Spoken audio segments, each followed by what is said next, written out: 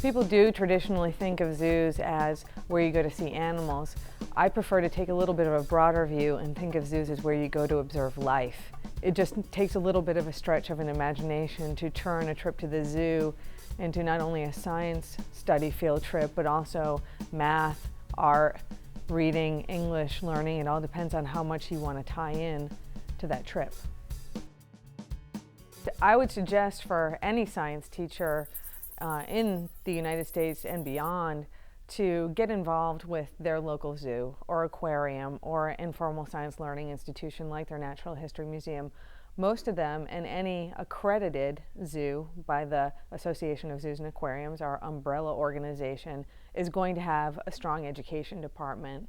And what we're here for is to marry the needs of the teacher in the formal classroom setting with informal science learning taking place in an informal learning setting. We're basically a field site for any type of study that a classroom or a group of students is wanting to conduct. Definitely at zoos we're focused more on the animal sciences, the biological sciences, plants, ecosystems, concepts of interdependence. The questions of life unravel every day. Why are we here? Why are we attracted to life? What draws us to it? Why do we want to look at it, touch it, feel it, poke it, prod it? What are the boundaries?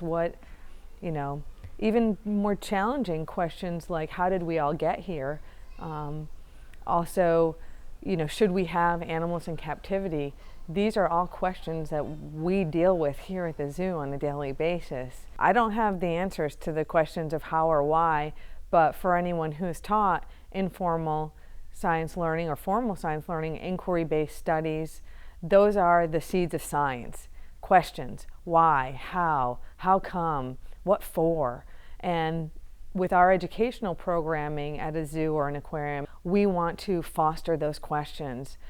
We don't pretend to offer all of the answers. We don't try and feed the answers. We try and pull out the questions and provide the students with the tools to go about answering them for themselves. What do zoos have? What do aquariums have that make us unique? We have live animals here. We have live plants and live animals. And there's just nothing that can replace that. Kids these days, they come in knowing a lot. They have a lot of knowledge in their head from the Discovery Channel and Zaboomafoo and all those shows where they get the Crocodile Hunter, where they get a lot of facts about animals.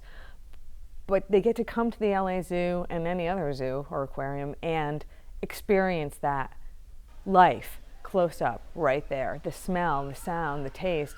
And encouraging children to use their senses to interpret nature is part of science learning.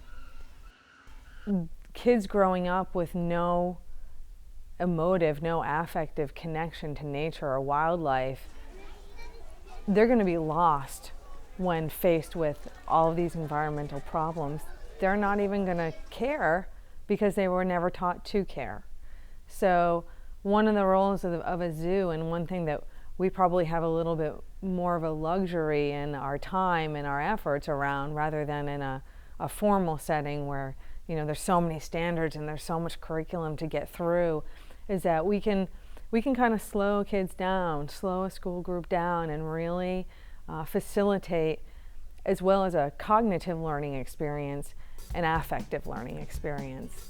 And I'm sure nationwide the best teachers out there in schools are doing that as well, but we can enhance that and we can help with that.